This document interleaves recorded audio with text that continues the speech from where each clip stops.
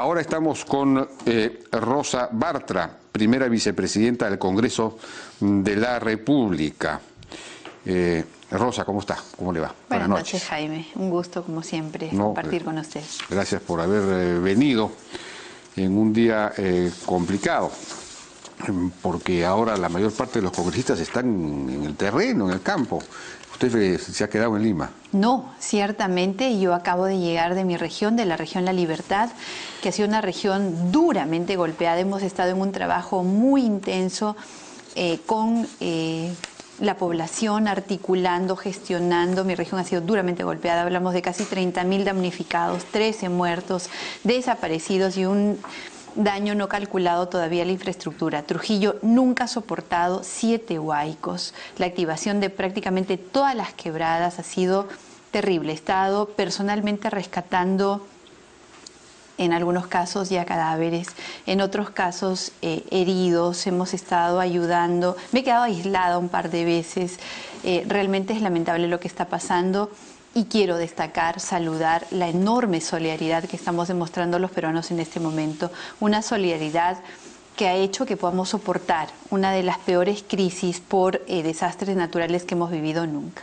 Bien, en La Libertad está funcionando el COER, que es el COEN regional. Está funcionando, pero hay que decir que desgraciadamente esto ha excedido cualquier capacidad de respuesta. De tal manera que son momentos difíciles. Los protocolos que están establecidos para el control, por ejemplo, como el que la Contraloría pretende ejercer de las fichas SEDAM, no sirven en este momento porque no hay ningún funcionario en la capacidad para poder recoger la información que estas fichas requieren. Creo que eso nos va a dejar enormes lecciones, enormes desafíos al legislativo para poder construir un marco normativo que permita la respuesta oportuna, eficiente y además que tenga los controles necesarios para evitar actos de filtración, corrupción y demás. Un enorme desafío, pero creo que en este momento el desafío más grande es atender a quienes están necesitando ayuda inmediata. De acuerdo. Bueno, en el caso de los congresistas de Fuerza Popular, que se ha dicho que han asistido, han estado, digamos, repartiendo donaciones en los mismos lugares en donde el Congreso estaba distribuyendo donaciones, entonces de alguna manera se ha sugerido que han estado aprovechando esa situación y distribuyendo cosas del Congreso.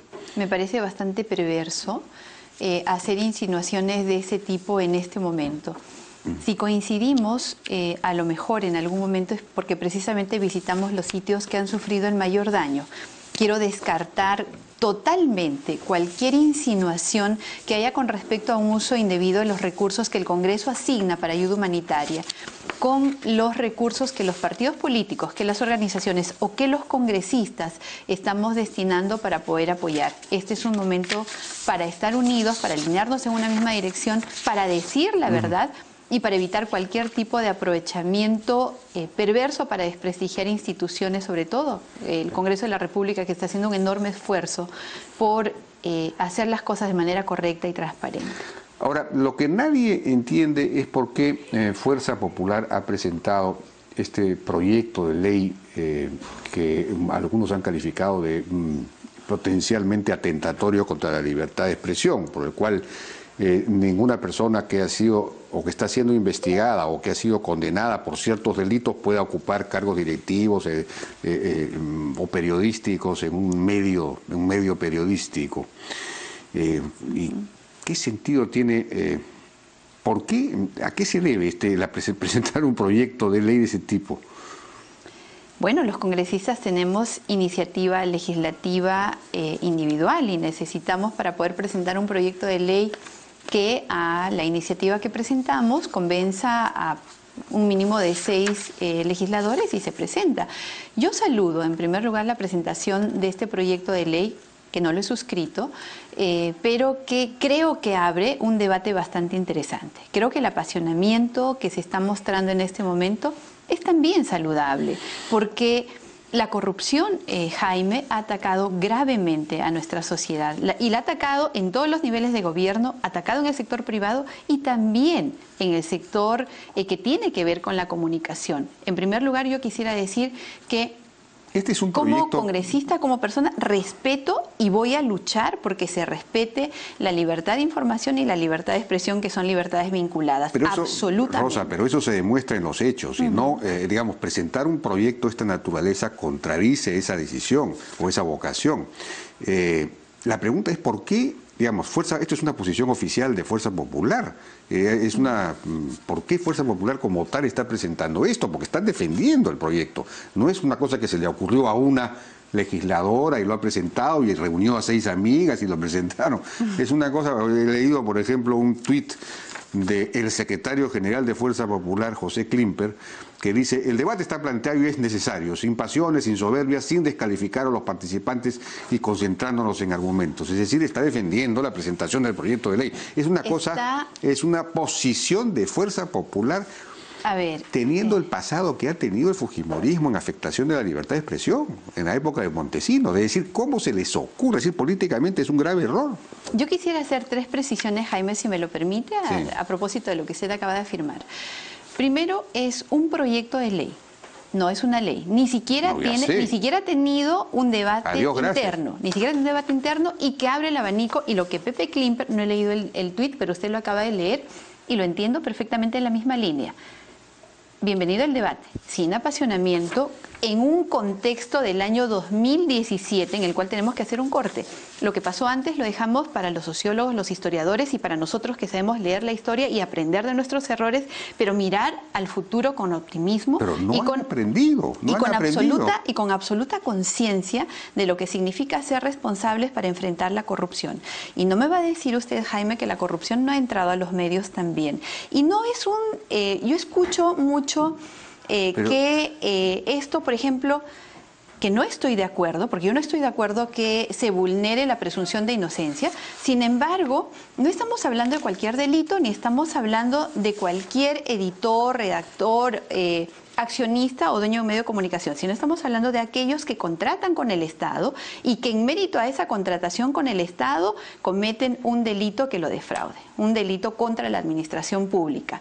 Entonces, si está acotado solamente a quienes contratan con el Estado, yo le preguntaría, porque esa cifra no la tengo, ¿cuántos editores, dueños de medios, accionistas contratan con el Estado? Porque va dirigido para quienes contratan con el Estado y además cometen un delito en agravio del Estado. Creo que es necesario, si no habría que recordar, por ejemplo, lo que pasó con Orellana y su revista Juez Justo. A veces se hace un abuso realmente alevoso de esta libertad de expresión. A veces se agravia, a veces se injuria, a veces se difama, y basta con una rectificación. Y creo que hay que cautelar que la corrupción, porque está circunscrito a eso, no penetre y no direccione una línea editorial. Pero, perdón, estamos en un país en el que hay muchos medios de comunicación, hay competencia entre los medios. Si un medio comete el error de poner como director del periódico, como miembro o como presidente del directorio a una persona que ha sido que está siendo investigada, que ha sido condenada, digamos, por algún delito de esta naturaleza, evidentemente ese medio va a perder credibilidad y los otros medios ganarán mercado. Estamos en un mundo competitivo, es decir, el propio medio se va a encargar de que, y por otro lado, esto tampoco impediría, si es que esa persona tuviese vinculación con ese medio, tampoco impediría que tuviera influencia. Digamos, el hecho de que no fuera nombrado no impediría que pudiera tener influencia, como puede ser, por ejemplo, fíjese lo que dice Mirko Lauer en una columna. Yo le pregunto, que quien está siendo investigado por corrupción no puede ocupar un grave... Es un civilino brulote, es decir, digamos, una misil con nombre propio, específicamente lanzado contra el grupo mayoritario de accionistas del diario El Comercio. Eso dice Mirko Lauer. Yo le pregunto si esto es así. Es un nuevo capítulo en la maniobra para tratar de neutralizar cualquier influencia de José Graña Miró Quesada, expresidente de Graña y Montero en El Comercio. Que esto estaría vinculado con Marta Meyer. Esta es la cosa, este es el origen, porque ¿cuál es el otro caso que pudiera haber? Yo no podría emitir una opinión con respecto a eso porque yo no he redactado el proyecto de ley. Yo lo entiendo como un proyecto de ley positivo para periodistas y hombres de prensa, porque tendrían la garantía de que no van a trabajar en un medio que esté vinculado por su director, por su accionista mayoritario, otro accionista vinculado con delitos de corrupción, sentenciado por delitos de corrupción. Que hay mucho por mejorar, qué duda cabe. Pero, Rosa, que el debate se abre, qué duda cabe. Y estoy segura que en la Comisión de Constitución, donde se va a debatir y que además tiene un presidente al que conozco de cerca y que hace un trabajo realmente bueno, que es Miki Torres, estoy segura que va a haber un debate saludable. Pero esto usted, no es una ley. Rosa, a usted no se le escapa, porque además me imagino que ustedes ya han tenido esta experiencia, han tenido la experiencia de un gobierno que controlaba los medios, que utilizaba argucias legales para controlar los medios, chantajeaba legalmente. Esto se puede prestar al chantaje. A un periodista incómodo, un director incómodo, un propietario incómodo de un medio, se le puede armar una denuncia. Un gobierno autoritario aprovecha una ley como esta, le arma una denuncia, lo investiga y entonces lo saca de en medio. Entonces, es una manera de reprimir la libertad de expresión precisamente. ¿No se les ha ocurrido esa posibilidad? Es decir, ¿han olvidado su propio pasado? Jaime, le repito, yo hago un corte en el tiempo, estoy en el 2017. Y en el 2017, con toda la experiencia que hemos visto de Graña, sí, de Odebrecht, sí, que hemos visto de Orellana, sí, creo que algo tenemos que aprender. Que hay mucho por mejorar, qué duda cabe, yo estoy segura que sí. Pero de que debemos evitar que la corrupción pueda atacar también, pueda direccionar la opinión también, creo que, de todas maneras, bienvenido y abierto el debate. Un debate plural, un debate que ponga como prioridad... No tenemos tiempo de debatir este tipo de cosas que son claramente atentatorias. Hay problemas mucho más urgentes, más importantes, el tema de la emergencia, el tema de la reconstrucción, de la construcción, porque en realidad vamos a terminar construyendo un nuevo país. Sí. Hay que concentrar las energías en esas tareas constructivas. Perder el tiempo con un debate como este, eso es que para una cosa que en el fondo puede ser utilizada para afectar la libertad de expresión de un medio, no, pues es una cosa es que no se entiende. ¿Por qué no retiran el proyecto de ley? Además, considerando el pasado que han tenido, es decir, políticamente para ustedes es un error. ¿Por qué no lo retiran? Eso no es algo que me corresponda a mí decidir. Repito, el debate está abierto. Nosotros estamos totalmente permeables a recibir la opinión de los especialistas, como se hace para todo proyecto de ley que es presentado, de los sectores que tienen opinión válida en esto. Se retirará todo aquello que se tenga que retirar y se mejorará todo aquello que se tenga que mejorar. Hablaremos de concentración, hablaremos de autorregulación. O sea, que vamos a perder el tiempo para discutir una cosa que no tiene... de la influencia que tienen las redes sociales, por ejemplo, en la construcción de opinión. El debate es amplio, es vasto. Yo saludo que se abra en esta oportunidad. Y sí, Jaime, puedo garantizarle que en Fuerza Popular tenemos toda la voluntad de respetar los derechos constitucionalmente establecidos. No parece, pues no parece. Por ejemplo, esta es una iniciativa legislativa, yo le podría decir, por ejemplo, en el caso de la reelección de alcaldes, hay iniciativas legislativas en mi partido político a favor, hay iniciativas que hay personas que están en contra, legisladores que están en contra, hay otros que plantean la ampliación del mandato edil, en fin, o sea, no es que un proyecto de ley necesariamente sea la posición de toda la bancada. Tenemos posiciones discrepantes también. Y creo que en el marco del debate debe salir lo mejor que sea. Debería haber una discusión interna, ¿no?, en la bancada, y es que deberían escuchar un poco más a Kenji, que sacó ese tuit tan interesante con una frase de Alejandro Miró Quesada. Me imagino que eso los habrá hecho reflexionar un poco. Pero usted menciona los derechos, que usted es muy respetuosa y en la bancada de los derechos constitucionales, pero hay un derecho constitucional directamente violentado por este proyecto de ley, que es el de la presunción de la inocencia. Es un investigado no puede ser excluido de una posición simplemente por el hecho de ser investigado. Y también se afecta el derecho constitucional a la libertad de empresa. Una empresa es libre de cometer errores. Y si comete los errores, caerá en la desaprobación pública y no le comprarán el medio. En fin, estamos Jaime, en un mundo competitivo. Yo estoy segura que en el tema de la violación a la presunción de inocencia, creo que la investigación fiscal debería retirarse. Esa es mi posición. Creo que ahí ha existido, digamos, un exceso por tratar de regular la intromisión y la injerencia que puede tener un corrupto, porque, repito, esto hay que circunscribirlo, no es para todos los directores ni para todos los accionistas, no, es para aquellos que contratan con el Estado y que producto de esa contratación con el Estado pueden delinquir cometiendo delitos de corrupción. O sea, no es para todos.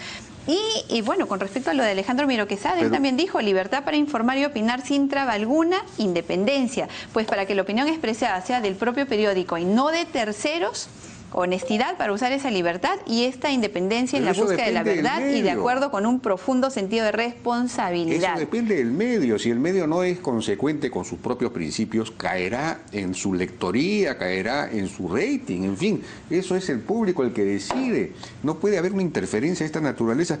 Y por otro lado se crea una veeduría que puede controlar los contenidos. Eso ya es censura en este proyecto de ley. Eso es censura. Es que no entiendo. ¿Quién se le puede haber ocurrido decir, todavía están vivos los reflejos controlistas de la prensa? Eso es lo que uno se pregunta, ¿no? Lo único que se busca de la lectura y la exposición de motivos que he tenido de manera concienzuda es que se está buscando cautelar la libertad de información, que a la gente le llegue información veraz, que a la gente le llegue información que no esté orientada a buscar protección o a buscar generar opinión que pueda favorecer a la corrupción, porque la corrupción es un cáncer que hay que atacar desde todos los frentes. Ahora, ¿se podría dar un debate? Yo me pregunto si, digamos, cuando se sienta una línea desde la dirección central del partido, desde Keiko Fujimori o desde, digamos, sus dos manos derechas, que son Pierre Figari y ¿cómo es que se llama? La que es secretaria de organización, además, entiendo ahora, ¿no? La señora Ana Vega, ¿no? Si ellos, claro, señalan una línea, es bien difícil que otros en el partido, digamos, no hay una discusión verdaderamente democrática cuando se señala una línea de ese tipo, ¿no?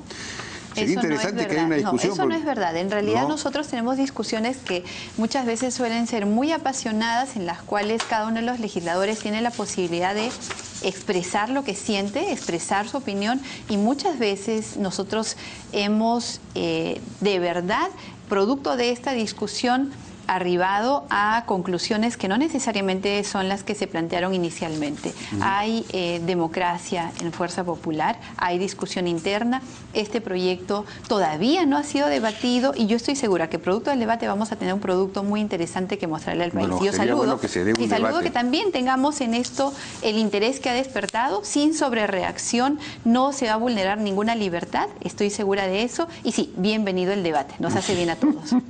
Bueno, vamos a ver, ojalá que se dé ese debate internamente. Hay una preocupación acerca de, digamos, eso lo expresa hoy día Pedro Tenorio en su columna en El Comercio, dice: Keiko tampoco ha podido articular una buena respuesta política ante los hierros del Ejecutivo. Tras el equipo técnico de primer nivel que la acompañó durante la campaña, no cuenta hoy con lo más parecido a un gabinete en la sombra, que le dé ideas, cifras y sentido común a sus críticas. Mensajes que acentuarían en muchos votantes la idea del tipo de presidenta que se perdió el país y no la imagen de una lideresa incapaz de superar la derrota que a veces proyecta. ¿No? Como por ejemplo su discurso por el 7º aniversario de Fuerza Popular, que fue un discurso que no propuso nada. Es decir, Fuerza Popular no está proponiendo nada prácticamente, ¿no? Es decir, debería haber, como dice acá, una especie de gabinete en la sombra, con propuestas, con críticas al Ejecutivo, pero bien fundamentadas, y con propuestas alternativas, o propuestas de reforma, o invitar al Ejecutivo, oiga, sentémonos y por favor hagamos un gran proyecto. En fin, Fuerza Popular tendría, con esa mayoría que tiene en el Congreso, podría hacer pues mucho más. Jaime, venimos trabajando en eso. Tenemos apenas 8 meses. Hemos trabajado duramente el tema de la reforma electoral, por ejemplo, y debemos presentarla en las próximas 2 semanas. Hay una reforma bastante trabajada, estamos trabajando en nuevos plazos, principios, hay un trabajo que realmente se va a empezar a ver, la construcción. Hemos aprobado, por ejemplo, leyes importantes en materia contra la corrupción. Sí, yo soy parte del grupo de trabajo de reforma electoral, así es. Por ejemplo, ¿qué están planteando ahí? Por ejemplo, estarían ya planteando algo que ha sido sugerido por el propio Kenji, dicho sea de paso, pero también por Luz Salgado, el asunto del retorno a la bicameralidad? Sí, nosotros creemos que cuando hay un Congreso unicameral que tiene la herramienta política de la segunda votación, que es el proceso reflexivo al cual estamos obligados cuando damos una ley, no hay necesidad de tener otra Cámara. Puede funcionar perfectamente bien cuando se hace buen uso de la segunda votación. No hay la necesidad, creo, en este momento del retorno a la bicameralidad. No es una propuesta, no es una propuesta que se esté proponiendo en esta reforma. Basta que la haya propuesto Kenji para que no haya sido para que no, Jaime. Kenji Fujimori es un congresista de Fuerza Popular respetado, con una votación alta, pero que definitivamente tiene el mismo peso que tenemos cualquiera de nosotros. Porque yo pensé, porque desde cuando Luz Salgado lo planteó también, dije, caramba, el fujimorismo se está abriendo a esa posibilidad que en un país en el que ya está más o menos consolidado, quizás en un momento inicial, en los 90, cuando había que avanzar con reformas urgentes y todo, un Congreso unicameral dominado por el Ejecutivo era, digamos, funcional. Pero ahora se necesita una cosa más balanceada, digamos, que limite más el poder del propio Congreso con un sistema bicameral. ¿No han pensado que eso es bueno? Eso es la propuesta del grupo de trabajo, va a la Comisión de Constitución y en esta se debate. Obviamente hay proyectos que piden la bicameralidad, esto se debatirán y se incorporará. Ya. Si es que producto del debate eso resulta con votación mayoritaria. Jaime, no crea usted que nosotros solamente somos fuerza de votos. No somos la fuerza de los votos, sino la fuerza de la razón, la que debe determinar una votación en sentido positivo o negativo para un proyecto. ¿Y el voto? Y en eso nosotros nos esforzamos cada día. Hay mucho por hacer. Ahorita, por ejemplo, estamos trabajando ya, yo vengo trabajando intensamente en el tema de acceso, calidad y precio a medicamentos, que es un tema muy sensible. Hemos dado la ley de institutos y escuelas de educación superior. Venimos trabajando... Esa es una buena ley, esa es una buena ley. Esa es una ley que nosotros impulsamos en insistencia. Yo tengo 22 años de experiencia en la formación de alumnos en este sector tan sensible de la educación. Tratamos de cerrar brechas entre el mercado productivo y el mercado educativo, que creo que es bastante necesario para impulsar crecimiento de país. Así que no creo que sea cierto que no venimos trabajando en dar leyes que puedan ayudar, ¿no? Se aprobó hace como 3 meses, han pasado de, digamos... Luego hemos estado en receso durante enero y febrero. Hemos trabajado arduamente en los 112 decretos legislativos que... propuso el Ejecutivo y que por primera vez hemos analizado a fondo, tanto en el grupo de trabajo como en la Comisión de Constitución. Y están derogando por lo menos 2 de ellos que son muy buenos, ¿no? Es una lástima. Bueno, se han derogado... pero dígame, antes de pasar a eso, Rosa, yo quería preguntarle en el asunto de la reforma política o electoral. ¿Están eliminando el voto preferencial en la propuesta? No se está eliminando el voto. Se está eliminando. Entonces no están cambiando nada. ¿Cuál es la reforma que van a hacer, por favor? Esto es una decepción completa. Jaime, yo lamento que usted lo vea de esa forma, pero yo estoy segura que en la medida que vayamos presentando cada producto no va a ser así. No solamente están las leyes que le he mencionado, sino también está IGB Justo, que fue recogida también con mucha aceptación por el Ejecutivo. Hay una serie de iniciativas que se están impulsando, que se están trabajando y que inciden directamente en los sectores de la población que necesitan atención del Ejecutivo, entonces, del Legislativo. Entonces, sigamos trabajando, sigamos haciendo patria. En este momento nos convoca un arduo trabajo que va a tener que ver con todo el marco normativo en la gestión de riesgos de desastres y en la reconstrucción. Y cómo vamos a trabajar para poder acompañar haciendo fiscalización, control político y representación, porque este es un trabajo que va a tomar muchos años, que va a tomar miles de millones y que necesita, por lo tanto, trabajo eficiente por parte del Legislativo, que debe acompañar al Ejecutivo en esta tarea. Las labores de control creo que también son importantes, así que habiendo tanto por hacer, Jaime, creo que hay que ser positivos, hay que mirar al futuro con optimismo, ¿no? Hay mucha necesidad, el Perú nos necesita solidarios. Desde acá saludo el enorme trabajo que se ha hecho en el interior del país en esta situación de emergencia y hay que seguir viéndolo así. Necesitamos estar unidos, estar con una visión proactiva de solidaridad y de unidad, que el país está bastante mal en este momento.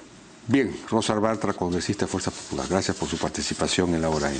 A usted, Jaime.